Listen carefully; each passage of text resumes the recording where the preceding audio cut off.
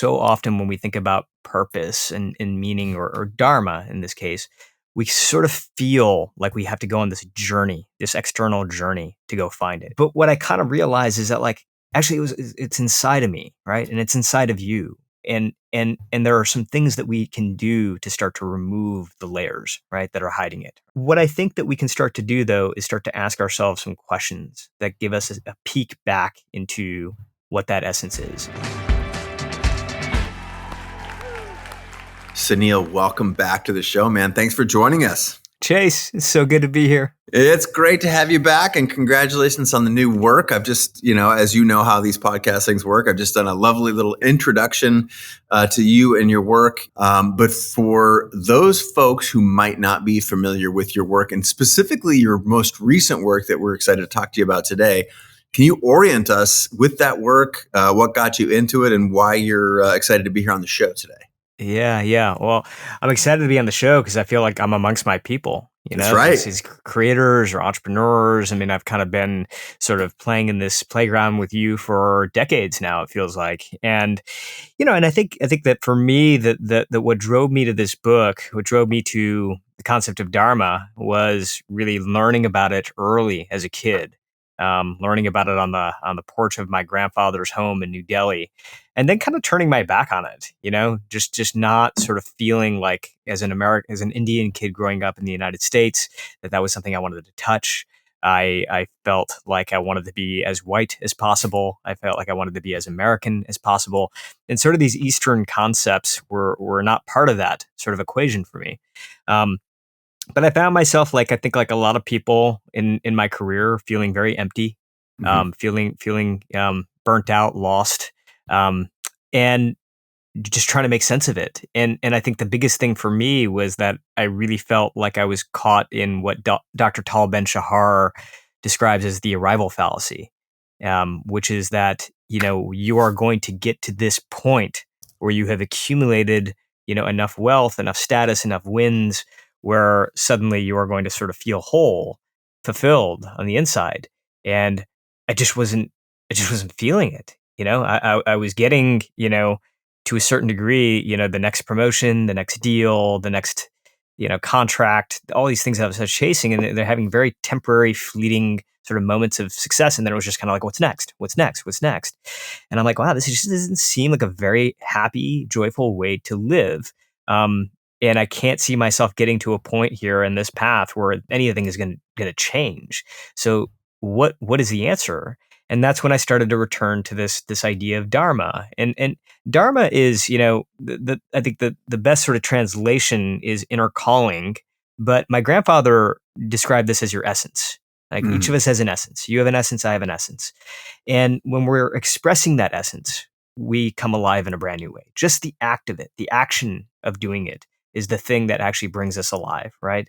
And, the question then is like, how do we live our Dharma, right? How do we find our Dharma in a lot of cases? And then I think the second thing is like, what happens when we have bills to pay and we have duties to keep and we have all this shit to do and our schedule is so back to back to back? Even if we understand what our Dharma is, how do we make that live a contemporary life that we have right now, where it just seems like we're so back to back to back? Beautiful. Now, this is, to me, I am fascinated by this for more reasons than one. One of these reasons that I will share, and hopefully this comes off as it's intended to be in sort of a vulnerable way. The same exact concept has been, I would say, plaguing, but I don't know if that's the right word, but it's been on my mind for a long time. And when I got an early copy of the book, which thank you and your publisher very much. And then I've just got the hardback, the one that just came out right here in my hands, which is absolutely beautiful. Did you take off the jacket? No, I've still got it on there. So if you take off the jacket, what you'll see is the full wheel of Dharma. Right? I get that. Yeah, they did a nice job with that. Yeah. They did. I also had a half jacket on my last book, and I also encouraged people to take it off. It is a beautiful book package, but to me, in reading it, I had found what I think you nailed a bunch of stuff. I will share that I am working on another book, and I went 50,000 words down almost this identical topic.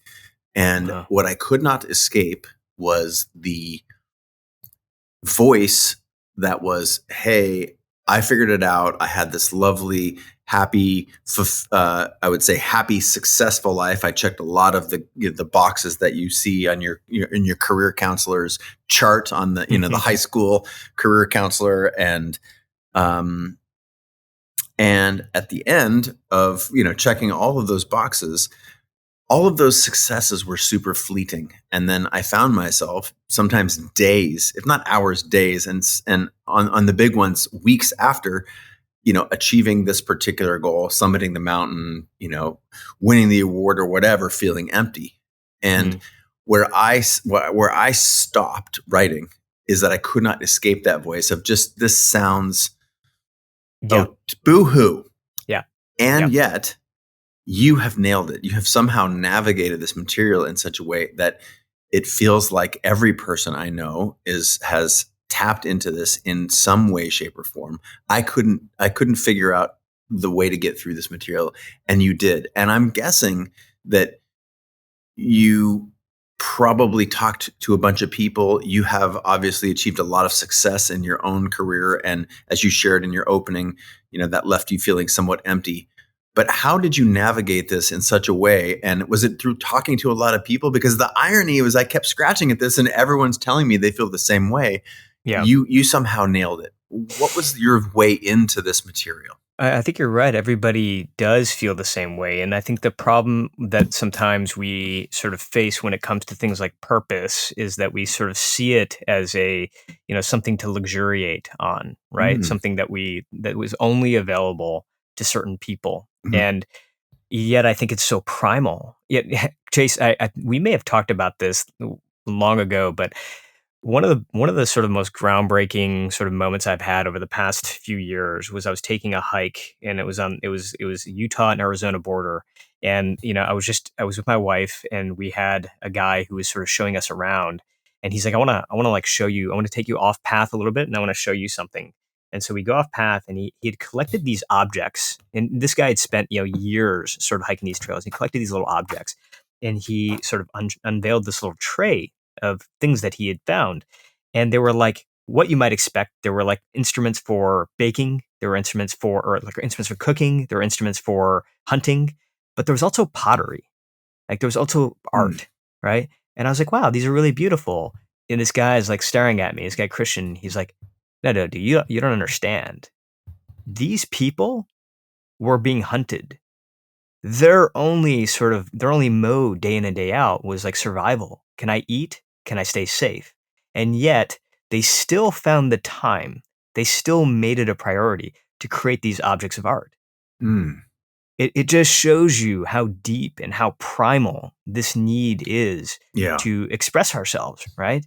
Yeah. And I think that, I'm as tired as anybody else about these conversations about purpose and meaning happening only in the 1%, because I think that like what I love about this book, what I'm proud of with this book is it's about the plumbers, it's about the it's about the nurses, it's about my friend at Trader Joe's, it's about how they can find a way to express who they are in their lives, and I think for us, you and me, yes, we've had some success, but we've also had some failures as well. And I think the question that I think that both of us are probably coming to, and I think a lot of people are, is, gosh, like, okay, yeah, I was so afraid of the failure, and now I've achieved some level of success. I've certainly still had more failures than success, but the insight is that like that success didn't necessarily fill the gap that I was looking to fill, right? Yeah. And so now if that's not happening, then what's going to be the thing? So like, I'll give you an example because I think it might help, which is like, there's a nurse named Karen Struck in the book. And, she really wanted to be a writer when she was a kid. Like, and she was good. Like her teachers were like, you're a standout writer. You should go write books. And so she, time comes for her to fill out her college application essay, and she tells her parents, I want to go be a liberal arts major. I want to go be a writer. And they're like, to hell with that. You're going to go make money because that's, we're a very working class family. We don't have the money to support you. And so you're going to go pursue medicine. So she becomes a nurse. And she spends so many years as a nurse that she almost forgets this writing side of her, right? But as she advances up the ranks, she finally finds her way into a head role of the ER. And part of that role means she has to do a lot of paperwork, right? And this is the stuff that nobody wants to do. But what she finds is that she starts to love this paperwork. And part of the reason for that is because she gets an opportunity to start telling these patient stories.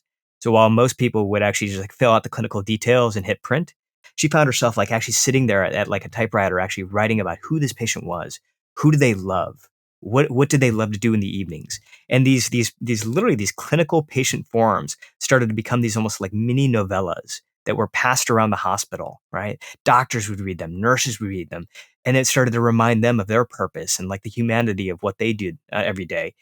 And ultimately, that's how she started to find her dharma again, Mhm. right? That's how she started to kind of settle back into that place was, oh my gosh, yes, I'm a writer. And while I can't quit my job because this pays my salary and I can't go become a full-time writer at this point, I can start to express who I am through what I do.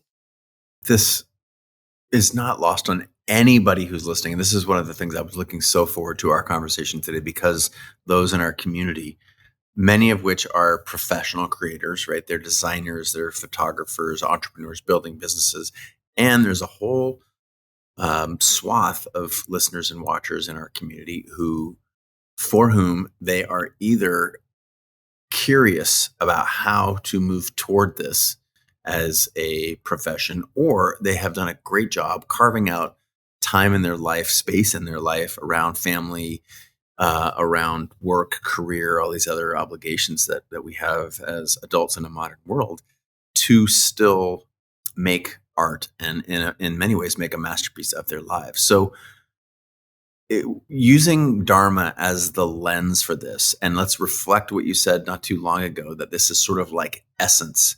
Mhm. How do you, in, very, explain it to me like I'm 5 years old, how do we, using Dharma and, to use your phrase again, everyday Dharma, how do we tap into this?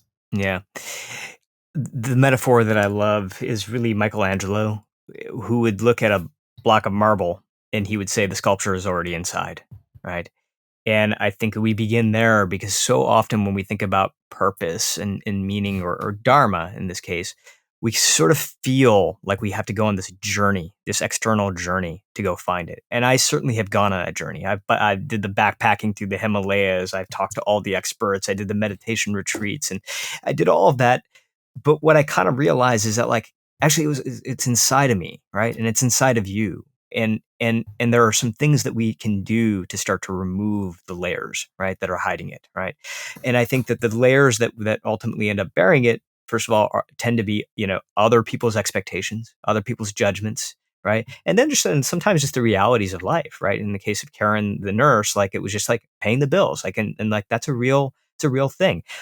What I think that we can start to do, though, is start to ask ourselves some questions that give us a peek back into what that essence is. So, one of the people in the book, her name is Mila, right? And Mila is working inside a big technology company. She realizes that she really wants to be a teacher. Like, that's what she wants to do. The problem is that her family relies on her salary, relies on her healthcare insurance. She's a working mom. She's like, I'm not going to quit. I can't quit my job and go get a teaching certificate at this point in time without disrupting like my family's well-being. So she feels trapped, right? She's like, this is my life. And it's more a paycheck than a passion, but I'm just going to accept it. But she's at a meeting with a mentor. They're having coffee. And she kind of was like telling her, like, look, I'm not into what I'm doing right now. And I really wish that I would have chosen to have been a teacher. I would have gone back in time and taken that path. And that's when the mentor asks her a very specific question. And the question is, what is it precisely about teaching that you love? Right? Teaching is your dream job, but what is it precisely about that dream job that you really love? And Mila starts to spout off some answers, but the mentor asks for more and more. Like, let's go deeper. Go deeper. What is that real thing? And finally, what Mila is able to do, she's able to go beneath the title of teacher and into actually what she loves about teaching. And what she realizes is that thing is that she just loves to help people grow. Right? That's the thing. That was her essence, right? And as she started to kind of like the memories started to flood back of like her helping neighbors ride bikes and like, helping her cousins do things like that's just who she is. That was her nurturing personality. She called her mom and said, Mom, I think I've like had this major insight about myself. I love helping people grow. And her mom's like, yeah, no kidding. Like, this is who you are. It's like who you've always been. So all of a sudden, Chase, it goes from her like wanting to be a teacher or bust to going back to this essence of I love to help people grow, which all of a sudden expands all these possibilities for her. Yeah, teacher is one possibility, Mhm. but what she ultimately ended up doing is she ended up having a training role inside her own company. A pretty small shift, right? Same company, same department, but everything changes. She goes from dreading her job to jumping out of bed with like enthusiasm and energy. She becomes a rising star in the company. Her husband notices. Her kids see their mother come alive. I think the myth that I was stuck in for so long is that we have to abandon our job. We have to Yeah. abandon our life in order to transform who we are. When oftentimes our Dharma is right within the reach of or where we are right now. It's fascinating to me to hear you say that there's something that is profound about excavating. And I know one of the first chapter, the second chapter is about uncovering your essence and sort of like this Yeah. idea that it's within you. And it seems like so many of us, I wrote in Creative Calling about people, hey, you're creative by nature. That is your nature of every human being. And like the the belief that you have to move to Paris and wear a beret and smoke a cigarette and become Totally. a starving artist, like those are all myths. So to that end of Mila, and finding the thing within proximity to her, what is some advice that you would give, or how can people ask better questions of Yeah. themselves in order to discover this thing that Mila's mentor helped her discover? So I'm gonna give a couple, and we can go from there. So the one I love the most, which is pretty basic, is what would you do for free, right? And you've probably heard this one before, but Sure. I think just sitting down and asking yourself, what would you do for free, is such a great way to illuminate the kinds of things that are at the core of your essence, right? Like for me, like Chase, you and I were talking about writing books before we actually hit record, right? Like book writing is not a money making thing. It's not like it's a very difficult way to make money, and we certainly have better paths if that's the goal. But the thing is that I just love it so much. I love like writing chapters, and I love like the way that books are formulated. There's a craft to it that is worth my time, even if it doesn't sell Mhm. at all, right? And so I know that's one of my things. The other thing that I think is really sort of helpful and has been helpful for me is to identify the bright spots of your job, right? Mm. So for me, like I worked years as a technology, in tech. I started my own company, and as much as I wanted to enjoy that, I really didn't. I didn't like running a company. I didn't like running a team. I wasn't very good at it. But what I was able to do was I would start to identify what were the things that I actually was like actually enjoying. And what I always came back to over and over again is that I loved listening to customer stories. I love taking those stories, packaging them together, and telling our investors about it, telling our partners about it, and most importantly, telling the team about it. And once I started to really kind of lean into that, these bright spots, and I started to magnify them. I started to say, hey, let me do more of that. So if you visited me before this insight came to be, you visited our office, you'd see a bunch of dashboards, you'd see a bunch of metrics, you'd see like, what's our CPC funnel look like, if you visited me after this insight, you would see customer stories. You'd see people. We had a health coaching service called Rise. It was one-on-one coaching, and so what you would see is like people talking about the way that losing weight affected their relationship with their family, or how they became a better leader, or how they became a better teacher. And we plaster those stories everywhere. Before we started meetings, I would insist that, hey, let's talk about a story before we talk about the numbers, right?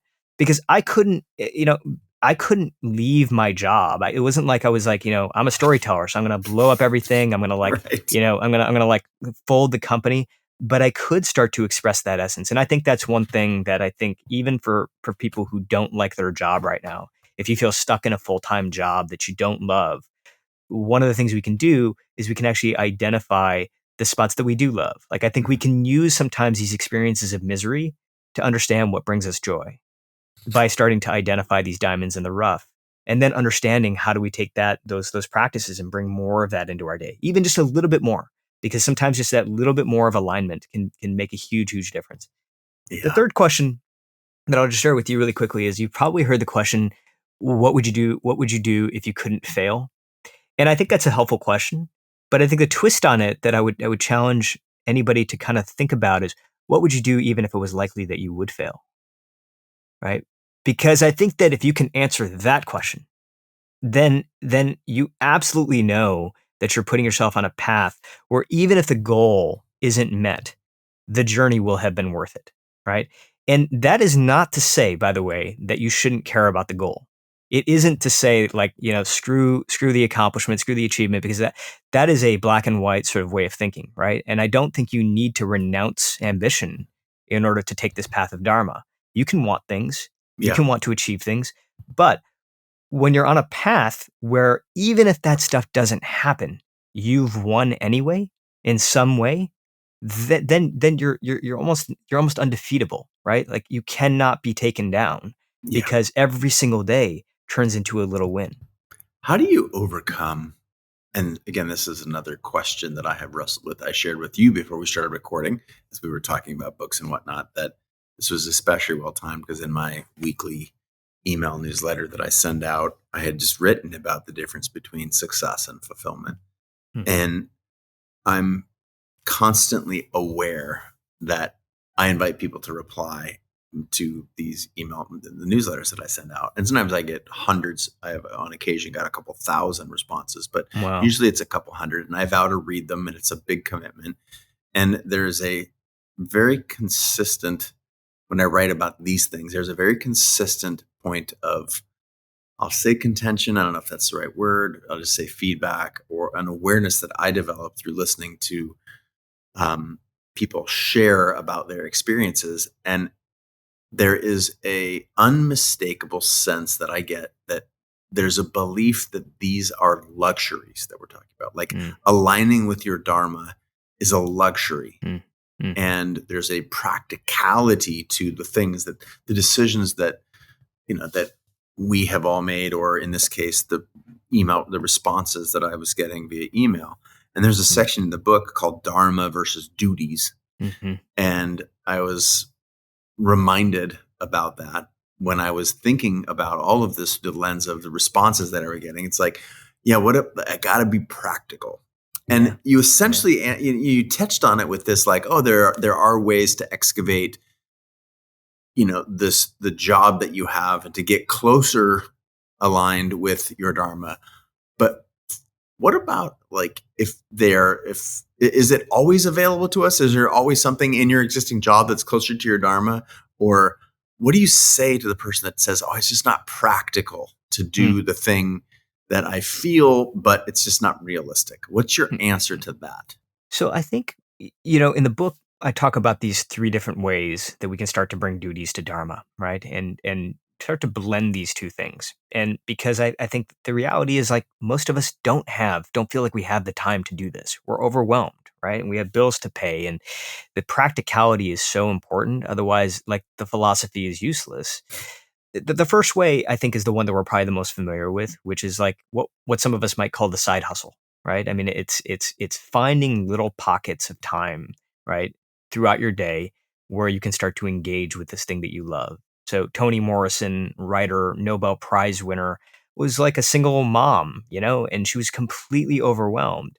But what she started to do is get little scraps of paper, like literally anytime she had a little bit of time, she was like writing on little scraps of paper.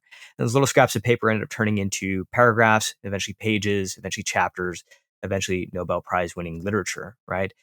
I think that's the style that like a lot of us are familiar with because we've heard so much about the side hustle. But it's important. Like my wife and I talk about this.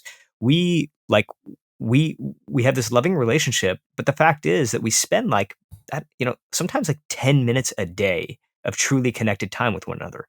We have two kids, right? Like, and it's like, we feel like we're scrambling. She's got a full-time job. I've got a full-time job. And it's just like, we don't have time. But what we make sure of is that we have 10 minutes before the kids wake up and go berserk.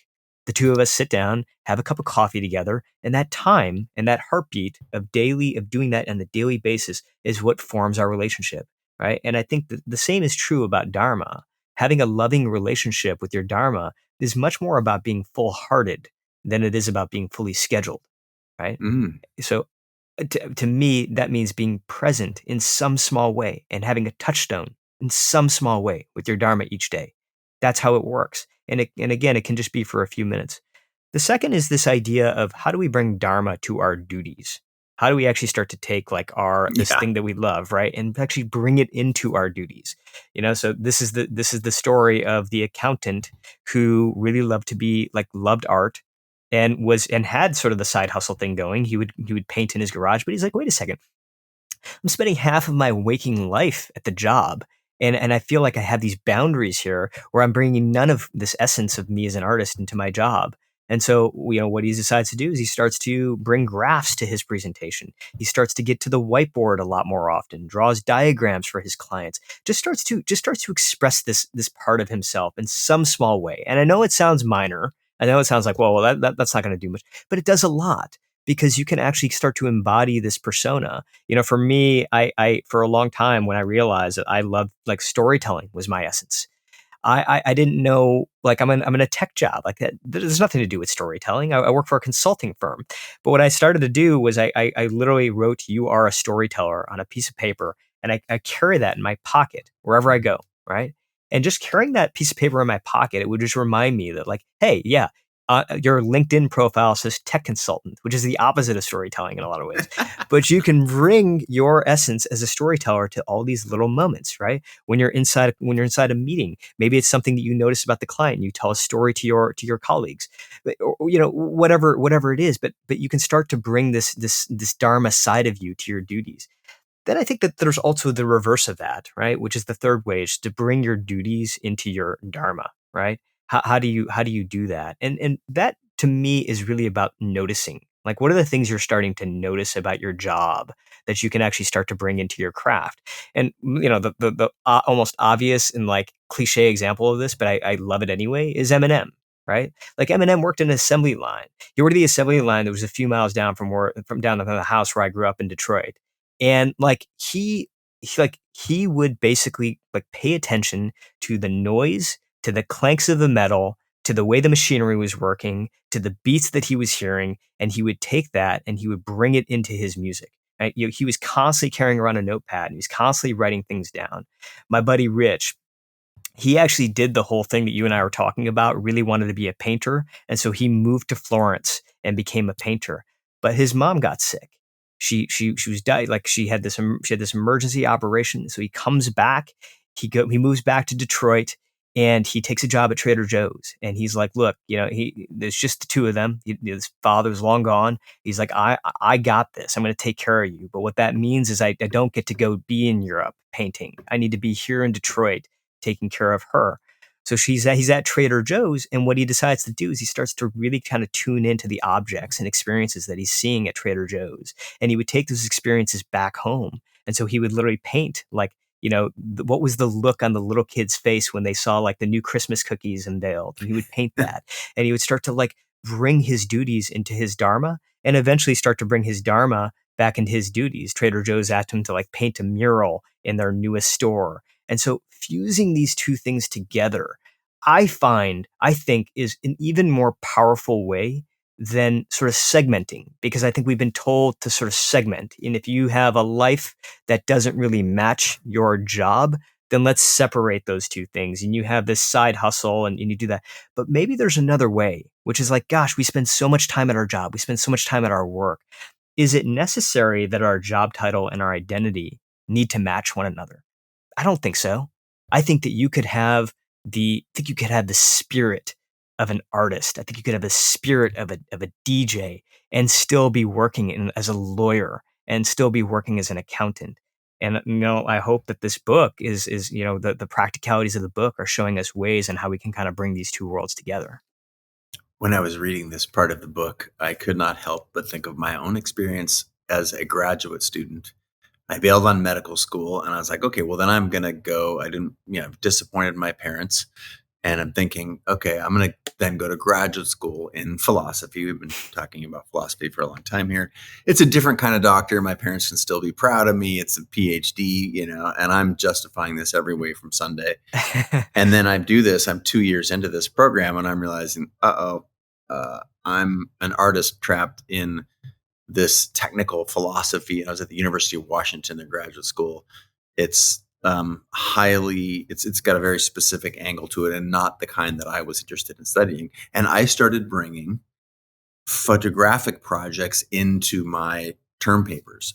Wow. And we were studying the Foucault, which is a modern French philosopher focused very much on control, command, institutions, for example. And so I was doing these photographic projects where he studied the prison was a big Foucaultian project. And I mailed my final project, which was a photographic essay along with some writing, in a locked box to the teacher, assuming that the teacher was going to have to figure out how to unlock this thing as a mechanism to underscore the point that I was trying to make about people, you're inside or the outside and your Wow. institution. Or it did not go well. but the concept awakened me, the ability to bring my sort of artist sort of sensibilities into this. And it certainly created a kerfuffle in the department. And I would say that you can't stand out and fit in at the same time. And this helped me stand out. And I, regardless of what the University of Washington philosophy PhD department thought of me, I became alive. And so I have this firsthand experience that I wanted to share with you about actually bringing that Dharma. And what it did is that was a half measure. And it ultimately it gave me the courage to quit the PhD program, walk out on my own and pursue the photography part. Because I was like, I love that. I was able to actually make it was an impact, whether you liked it or not.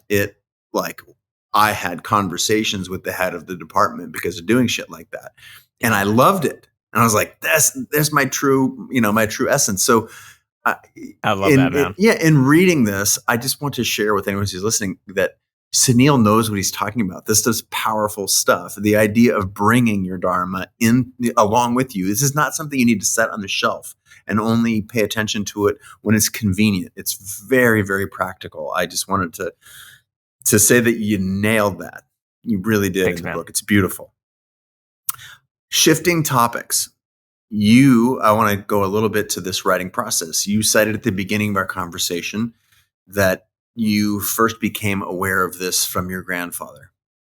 And so as at what happened in your life, you talked about having a number of successes and starting to then turn to this. Like, what was the process that you went through in A, writing, and B, more specifically, like honing in on this topic? Yeah. Dharma was a concept that he taught me. We would sit, the first trip I took to New Delhi that I really remember, I was 7 years old. And my grandfather, early riser, this legendarily large guy, he's like over 6 feet tall, big barrel chested guy, marched with Mahatma Gandhi, was an attorney by training, but just like this really wise man that everybody in the neighborhood looked to. And he woke up at like 4:30 in the morning every morning. And I was jet lagged as a kid. And I was pretty hyper anyway. So I woke up super early and we were the only two that were awake. So we would spend these mornings on this porch in New Delhi and we just watch the streets come alive. We watch, rickshaws fire up their engines and fruit cart vendors start to roll down the street and cows would amble to pasture. I remember all of it. And like for me as a kid from Detroit, I'm like watching this whole new like world that I'd never seen before. And my grandfather would sit there and he would drink his chai and he would tell me stories and he would tell me about this way that my ancestors lived, which was Dharma. And the thing that I sort of remember the most is him pointing to an Indian flag and showing me the flag. And the Indian colors are orange and green and white, but at the center of the flag is a wheel. And he said that is the Ashoka chakra. That's the wheel of Dharma. And it's exactly. And it's the way he sort of describes it to me is like, you can almost think of that as the wheel of your life. And the wheel continues to turn over and over again. But the thing to know is that it's going to continue to turn faster over time, right? Every sort of year is going to feel a little bit more brief than the year before that, right? It's going to, and each birthday is going to arrive a little sooner than the one before that. And years are going to start to squish together. And it's very, very easy for us to get sucked to the outside of the wheel, right? All the duties, all the things we need to do. And it's easy to forget who we are at the center of that wheel, because that is your Dharma, right? And that was a lot for like a 7-year-old to like take in. But I remember that so well. And at the moment that I felt like, look, this isn't working, I feel this emptiness. And as I started to sort of say, like, I like feel so lost, I feel so burnt out, I feel so depressed right now.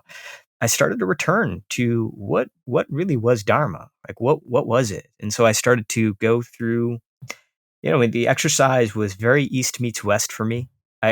On the eastern side of things was me going back to my grandfather's home in New Delhi, combing through his scriptures, rereading the Bhagavad Gita several times, which was the scripture that first used the word Dharma, like really Mhm. brought it into contemporary philosophy. And then like starting to understand how this philosophy has made its way from, ancient to modern, from east to west, to the hands of people like Martin Luther King, to Jimi Hendrix, to Hank Aaron, to people who were these contemporary people who like really, really had to go through some difficult, challenging moments in order to find their Dharma. And then more importantly, to like live their Dharma. And I started to kind of break that down. The third and final sort of phase of this is that just like, let's go modern day, right? And when we go modern day, let's get the fuck out of Silicon Valley and let's go to like Detroit. Let's get like into the weeds of people who are like, living the day to day, like, Yeah. and just as much as anybody else deserve to have a sense of purpose and meaning in their life, because it is primal. It is a part of us, right? And so how are they doing it? How are they bringing this craft into their day to day? That's what I was after. There's a page that I have dog-eared. It's page 151 in the hardback. And to that point of sort of deserving it and showing up for yourself, this section is called Tiny Contracts. Mm. And I'm wondering if you can share with us the meaning behind tiny contracts. I found it very beautiful and inspiring and helpful. Yeah, I think the idea behind tiny contracts is it is a binding agreement that you're making with yourself to go all in with something for a period of time, right? And you get to set the amount of time, you get to set the amount of length. The way that it was brought to me is I was in Detroit. I was talking to an automotive executive, right? Somebody who had climbed his way from like the factory floor to a role that was like a pretty senior role. And I asked him, I just said, "Hey, like, how much longer are you planning on staying with the company?" And his answer to me was 1 year, 1 year. And I was like, "Well, wow, so you're planning on retiring in 1 year?" He's like, "No, no, no, I'm planning on retiring in a year." What I realized is that he had this process that he would go through where he would go to his lake house. He had a spot, very small little spot in Wisconsin that his wife and him would go to. And every summer they would go there and he would spend about a week by the lake and he would ask himself, am I still doing what I love? Right? Am I still doing this thing that like makes me come alive? And if the answer to that is yes, then I will renew my commitment to that for 1 year, right? One more year, right? Until the next time we're here at the lake, and then I'm gonna renew it again, or I'll decide to go do something else, right? And that's the way that he sort of lived his life, is through these 1 year commitments. And the reason that I think that this is so kind of groundbreaking is because we are so 1 foot in, 1 foot out with what we do. I think a lot of us, including me for a long period of time, was sort of always constantly scanning the market for other opportunities while I was working on the thing that I was working on. And the sort of outcome of that is that you're never kind of fully committed, fully all in, fully passionate about this thing. And the result of that is that you don't quite know whether the thing that you're doing is really actually making you come alive, because you haven't fully committed to it. In order to know if something's actually right for you, you kind of have to dive in, right? But like over 90% of us right now, there was this crazy study that came out in CNBC the other day. It's like over 90% of us are scanning the market for other jobs. We're looking for other jobs right now, right? So most of us are 1 foot in, 1 foot out, right? The idea behind tiny contracts is instead of always kind of always being sort of like in between two worlds, instead commit for a period of time, a fixed length of time to be in one world and give it everything you've got, right? And that amount of time is up to you. Is it 6 months? Is it 12 months? Is it 18? Whatever it is, but during that period of time, almost be laser like. You're all in with that one thing, and you always know that there's another checkpoint around the corner, right? So even if you're not liking what you do, you commit to it. You say, look, I'm in this for 12 months, and then in 12 months or 6 months from now, I'm going to sit down. I'm going to take some real time to evaluate whether this is right for me. It is a very powerful. That's one of the reasons I loved that part of the book. It is a very powerful concept, and it's very similar to the concept of presence. If you've ever been with someone who is truly focused on you, who their attention is trained on you, when they ask you a question, they genuinely want to know the answer. It makes every other conversation you have where people are sort of like, looking behind you or like, yeah, cool, Yeah. or on their phone. If you've ever had my wife is just absolutely incredible at directing attention. And now, to be fair, she's studied this for a long time. She's a meditation and mindfulness teacher. Yeah. Her, super high emotional intelligence. She's very sensitive and trained to that. But it is such a gift when you give someone your attention. And by extension, when I read that Tiny Contracts, it's like, if you just think back on your own life and the things that, even if you decided that you didn't like them or wanted to do something different, you got to that decision or that result from being all in, which then there was there wasn't a disconnect between, I wonder if I really gave it my all. That's right. It's a very beautiful way of being in the world. And to that end, I'm grateful for the work that you have done in writing this book, Everyday Dharma. Congrats. The package, obviously the internal, the guts of the package are beautiful. It's a beautifully written book. It's very digestible. I read it in just a couple of sittings, and thank you very much. It is so well timed. And as I articulated earlier, you've nailed a topic that I'm fascinated by, and I tried to tackle it and couldn't. You've done it a beautiful job and a service to all of us who are going to go out and buy this book. So thank you very much. Man. Is there anywhere else besides picking up our copy of Everyday Dharma that you'd like to direct our attention, that those of us watching and listening right now? Yeah, you know what? In the spirit of tiny contracts and going all in on one thing, just go check out Everyday Dharma. Just Google that, and that'll be the place. I love it. Thanks. You're always welcome here on the show. Thanks, Keep Chase. putting out this great work. And until next time, from everybody in the Chase Jarvis Live podcast universe, we bid you and everyone else out there a fantastic day. Thank you all.